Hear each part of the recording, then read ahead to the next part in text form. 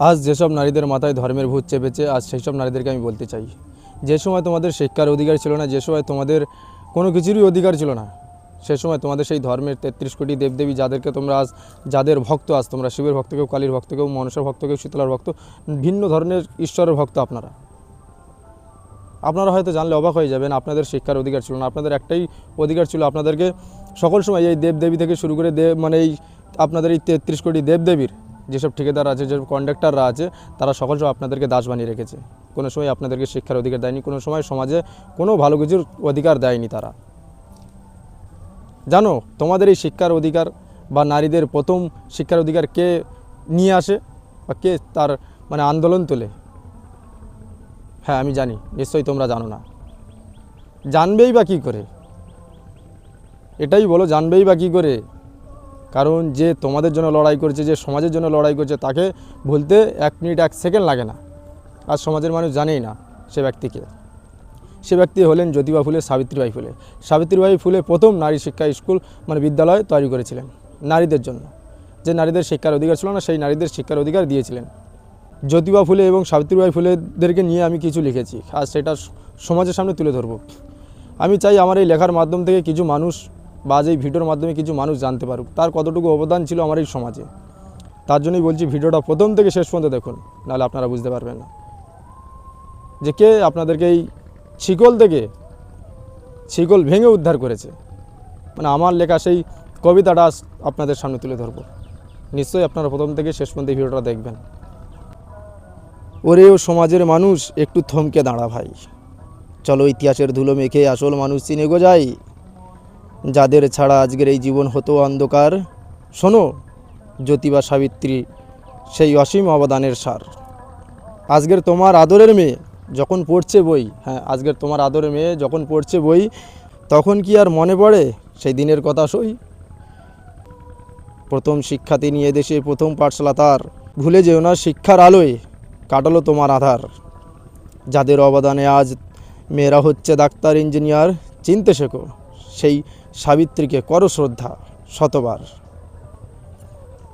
পিপাসার মানুষ যখন পায় না নদীর জল, জাতের দোহাই দিয়ে তোরে তাড়ায় রে সকল।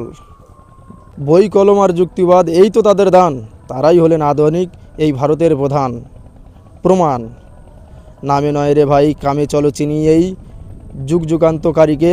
জ্যোতিবা সাবিত্রী আজ পথ দেখায় নতুন পৃথিবীকে।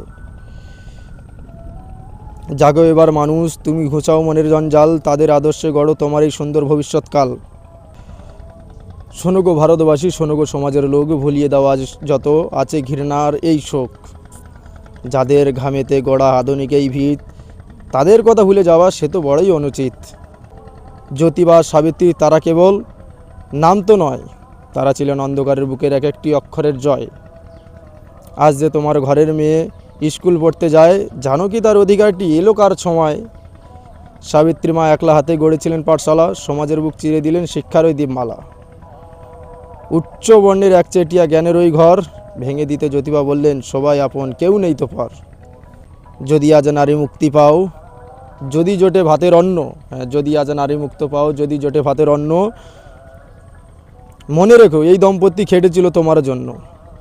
মহারাষ্ট্রের মাটি থেকে যে আগুন জ্বালিয়ে সেদিন, সারা জীবন শোধ হবে না সেই মানুষের ঋণ। মূর্তিতে নয়, ছবিতে নয়, আদর্শে আজ রাখো চিনে। জ্যোতিবা সাবিত্রী বেঁচে থাকুক তোমার আমার প্রতিদিনে।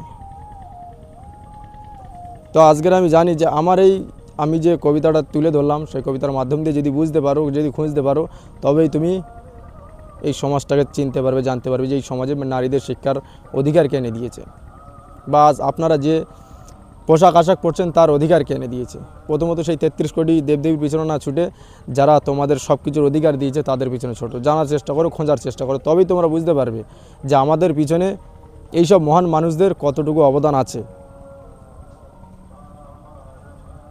এরাই হচ্ছে শিক্ষার দেবদেবী, এরাই হচ্ছে সরস্বতী, এরাই হচ্ছে বিদ্যার দেবী, এরাই হচ্ছে বিদ্যার দেবতা। কাল্পনিক দেবতা কখনোই তোমাদেরকে শিক্ষার অধিকার দেয়নি, কখনোই বলেনি কলম কখনোই হাতে দেয়নি না। তো সেই কাল্পনিক দেবতাদের কন্ট্রাক্টররা আপনাদের হাতে খাতা কলম বই এবং শিক্ষার অধিকার এনে দিয়েছে। যা কিছু করেছে, যাদেরকে আজ কিছু মানুষ, যেসব ধর্মীয় মানুষরা বলেন আস্তিক বিধর্মী, ঠিক সেই সব মানুষেরাই নিয়ে এসছে। আজ এই আন্দোলন বা এই সমাজটাকে তৈরি করার জন্য আমার জ্যোতিবা ফুলে এবং সাবিত্রীবাই ফুলেদের এদের কতটুকু অত্যাচার হয়েছে, যেটা ফুলে মুভি না দেখলে আপনারা বুঝতে পারবেন না। গোবর ছুঁড়ে মারতো, ঢিল ছুঁড়ে মারতো, তারপরেও সাবিত্রীবাই ফুলে সেই সমাজটাকে তৈরি করে ছেড়েছেন, যে সমাজের জন্য তার আন্দোলন ছিল, যে সমাজের জন্য তাদের অবদান আজকের এই। তাই শতকোটি প্রণাম জানাই এই সব মহান মহান মানুষদের, হ্যাঁ শতকোটি প্রণাম জানাই।